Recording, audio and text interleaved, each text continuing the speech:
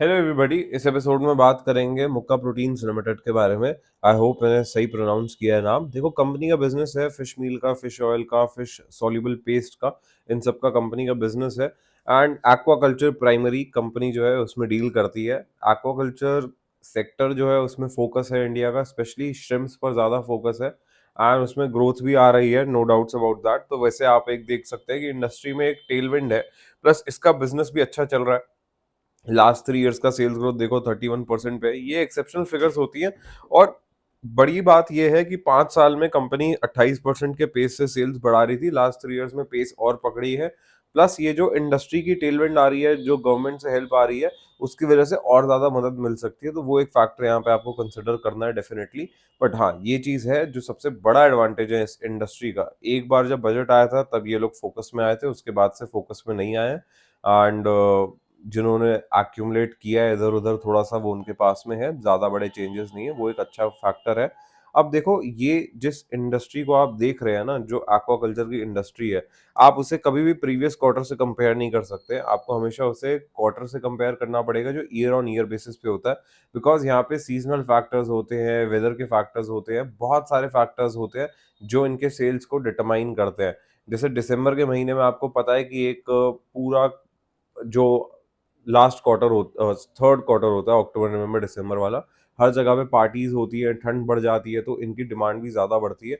वो चीज़ सेल्स में भी रिफ्लेक्ट होती है। तो आपको ऐसे ही इसके सेल्स को कंसिडर करना पड़ेगा।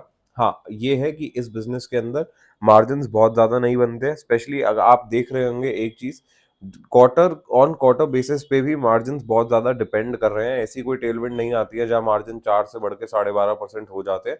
बट फर्क ये पड़ता है कि जब अच्छे सेल्स नहीं, जब देखो, जब सेल ज्यादा करने होते हैं तो मार्जिन कम मिलेंगे, बिकॉज कंपनी का फोकस होता है माल ज्यादा बेचने पे। बट जब सेल्स लिमिटेड ही हैं और सप्लाई भी कम है, तो कंपनी मार्जिन कमा सकती है कंफर्टेबल रीजन पे। वो समझना है। हाँ, ये स्ट्रैटेजी डेवलप करते हैं। और जो वेयर हाउसेज है, जो बेसिकली इन्हें चाहिए होता है कोल्ड वेयर हाउसेज, अगर ये लोग उसको बना सकते हैं, उस इंफ्रास्ट्रक्चर पे वर्क कर सकते हैं, डेवलप कर सकते हैं, तो ये मार्जिन को डबल डिजिट में भी ले जाएंगे और वो बहुत अच्छा पॉइंट होगा। आप नेट प्रॉफिट भी अगर देखोगे तो बहुत अच्छी ग्रोथ है, ईपीएस में भी अच्छी ग्रोथ है कंपनी के। देखो, आपको लग रहा होगा कि मैं सारी पॉजिटिव्स डिस्कस कर रहा हूँ, मैं आपको एक जनरली बात कर रहा हूँ।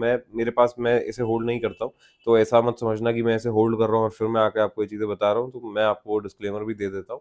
वो एक चीज़ है, यहाँ पर कंपनी ने बोरिंग्स को रिसेंटली काफ़ी ज़्यादा बढ़ाया है, कैपेक्स काफ़ी हेवी किया है कंपनी ने। एंड अच्छी चीज़ ये है कि सारी की सारा शॉर्ट टर्म बोरिंग्स के कंपोनेंट्स आ रहा है, तो मैनेजमेंट नोस कि they can pay it of any time easily.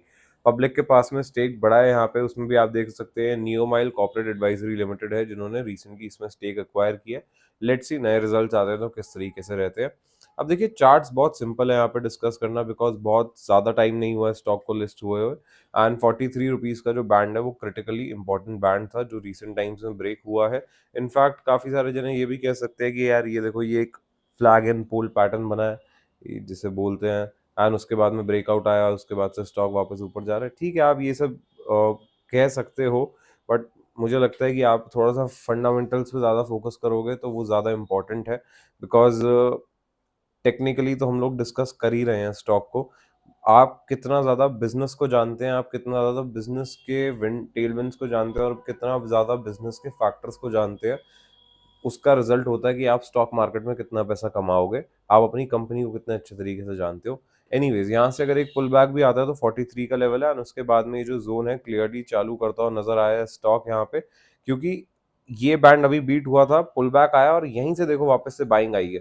तो क्लियरली ये जो बैंड है ब्रेक होता हुआ नजर आ रहा है। एंड ये जो सपोर्ट है स्ट्रॉन्ग बनता हुआ नजर आ रहा है।